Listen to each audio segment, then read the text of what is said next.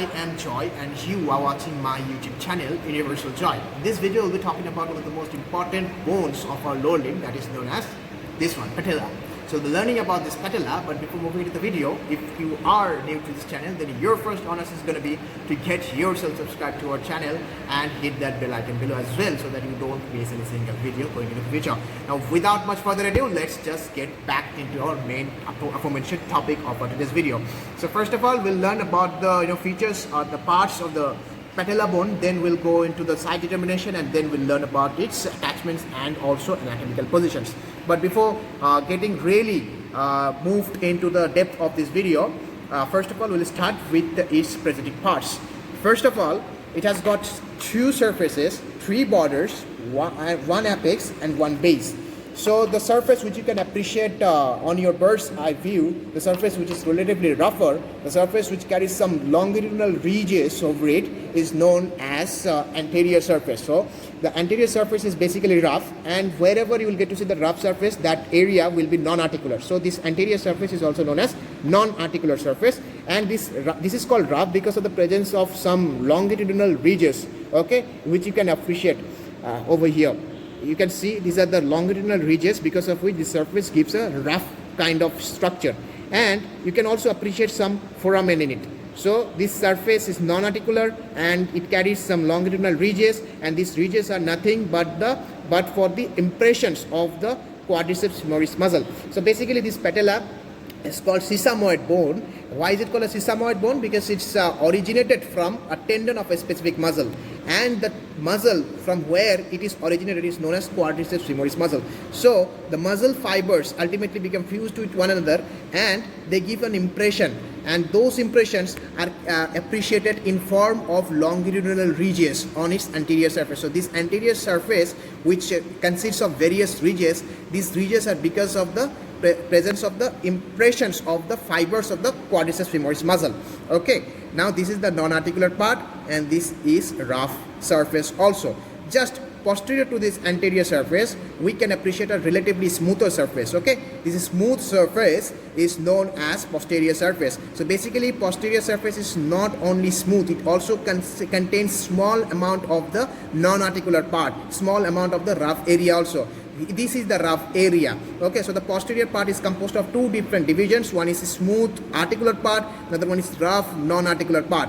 Okay, this is smooth articular part. It can be divided into again two different subdivisions by the presence of a presence of a vertical line. So this ridge or the vertical line or the elevated type of the structure that you can appreciate over here is the very same vertical line which is going to be separating the posterior surface, the smooth posterior surface, into two unequal halves. One of it is known as lateral facet, the other one is medial facet, or you can call it the lateral facet to be lateral part, or the medial facet to be medial part. Okay, now this posteriorly there is a rough area which is situated on the contrary to the apex, which is visible on its anterior surface, and this posterior surface, posteriorly the rough area is basically non-articular also. Okay, now how will you be able to determine the site of the patella? How will you be able to determine that this patella is whether on the right or is present on the right side or on the left side? So basically, to be able to determine the site, first of all, your first thing is that you have to place this patella on a flat surface. Now we have got a flat surface in form of a table. Now we'll place this patella on the flat surface so that the posterior surface can be in direct contact with the flat surface of the table. Okay, so according to the rule, we have already placed the posterior surface of the patella on the anterior surface of the flat anterior surface of the flat table surface. Okay, and after placing it, what we have already come to know is that one of the surface or one of the parts of the posterior surface is directly in contact with the surface of the table, and the other part of the posterior surface is totally off the contact of the surface of the table. Again, one of the surfaces or one of the parts of the posterior smooth articular surface is in contact with the flat surface, and the other one is not actually in contact with the surface of the table. Okay, and the surface which is not in contact with the table or the part that is not in contact with the surface of the table, that part is going to indicate the medial aspect of the patella, and the other area which is totally in contact with the surface of the table, that part will be denoting the lateral aspect of the patella. Now this will help you determine the side of the patella. Now you see, this one is off the ground, this one is off the surface of the table, so this will indicate the medial aspect of the patella. That means the border which will be running through this area, that will be the medial border. So this one is the medial border, this one is the lateral border, and these two borders converge with each other and form the apex. And just on opposite of this apex, there is the presence of the flat area that is known as a base, or you can also call it to be superior border, or you can also call it to be upper border. Okay, so by this method, by placing the patella on a flat surface, we can easily determine the side of the patella. So basically this is the patella of the right side. How have we been able to determine it? Because we have first of all placed it on the anterior surface, and then we have seen that one of the part of the posterior surface of the patella is off the ground, and the part which is off the ground, that will indicate the medial aspect of the patella. So this one should be placed medially, this area should be placed medially, so it will indicate the right patella. Okay, now what are the borders? This is the medial border, this is the lateral border, and these two borders converge with each other and they form the pointed apex, which is directed downward, and in opposite of this apex there is the presence of a superior border, or you can also compare it with the base of the patella. Now we have to learn the anatomical positions of the patella. First of all, you have to hold it like this way and say the apex, basically the pointed apex of the patella is directed downward, and the base is directed upward, and the convex anterior surface is basically rough, and which is also non-articular, and the posterior surface is directed posteriorly, and it carries medial and lateral facets. That's it. This is all about the anatomical positions of the patella. Now we have to come across its attachments. Okay, first of all, this patella across this medial border, basically this medial border can be divided into two different parts. One is upper 2/3 and another one is lower 1/3, and this lateral border can be divided again into two different parts. One is upper 1/3 and the other one is lower 2/3.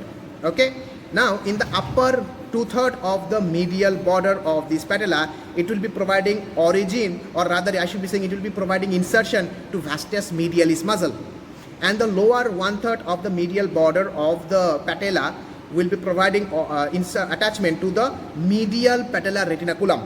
Again, the upper 2/3 of the medial border of the patella will be providing insertion to the vastus medialis muscle. Lower 1/3 of the medial border of the patella will be providing attachment to the medial patellar retinaculum, and the upper 1/3 of the lateral upper 1/3 of the lateral border of the patella, it will be providing attachment to the lateral patellar retinaculum, and the lower 2/3 of the lateral border of the patella, it will be providing insertion side to the vastus lateralis muscle, and this is the superior border, or you can tell it to be the base of the patella. This base, rectus femoris muscle will be inserted in front of the base, and vastus intermedius muscle will be situated, or it will be inserted just posterior to the rectus femoris muscle.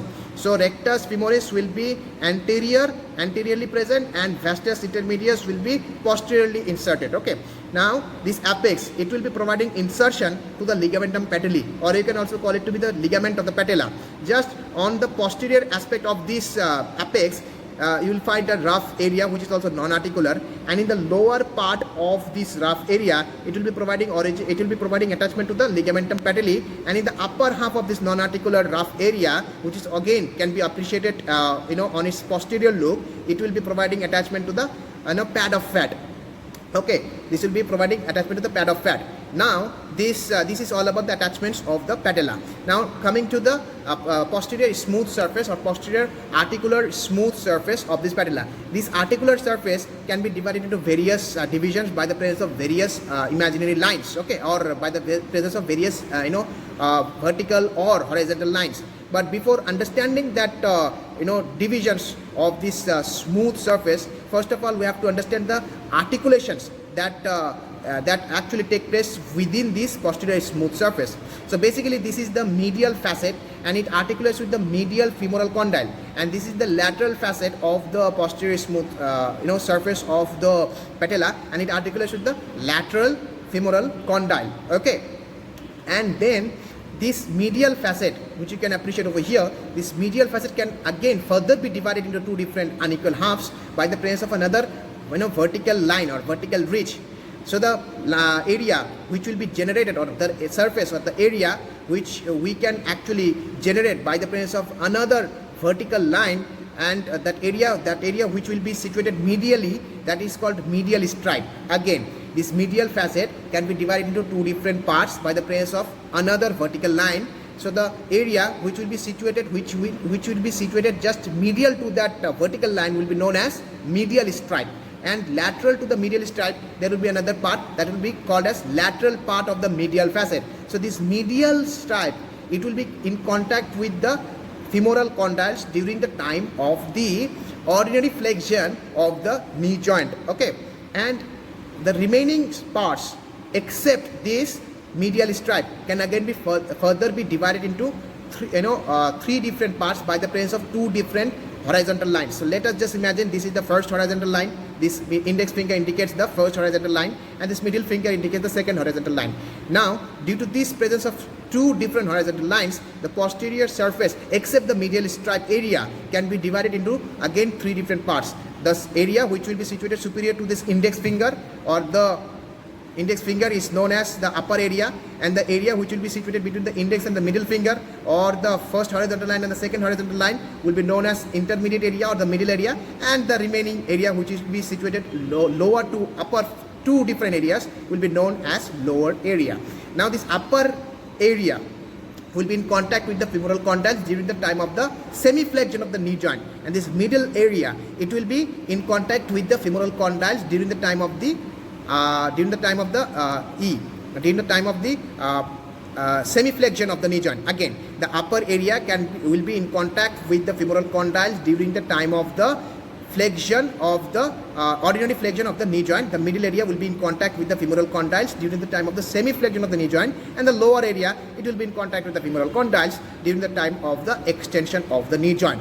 Now, this patella always tries its level best to be dislocated laterally, but this displacement is prevented by various factors, and one of the factors is the presence of the prolonged vastus medialis on its medial border. As you have already come across that the vastus medialis muscle is inserted on the medial border, and it is going to cover the upper two-third part of the medial border.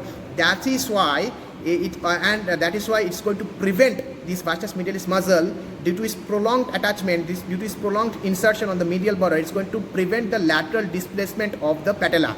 And another important factor is that the vastus lateralis muscle is not as much of is not as bigger as its counterpart known as vastus medialis muscle on its lateral border. So due to these reasons, the lateral displacement of the patella is basically prevented. Another important factors to prevent this lateral displacement is the long projections of the femoral condyles. So due to these various structures, or due to these various reasons, the lateral dislocation is usually prevented. Now this is all about the patella. Hope you have liked the video. If you have liked the video, then do not forget to be subscribed to our channel and also hit that bell icon below as well. This is Joyce signing off from today's video.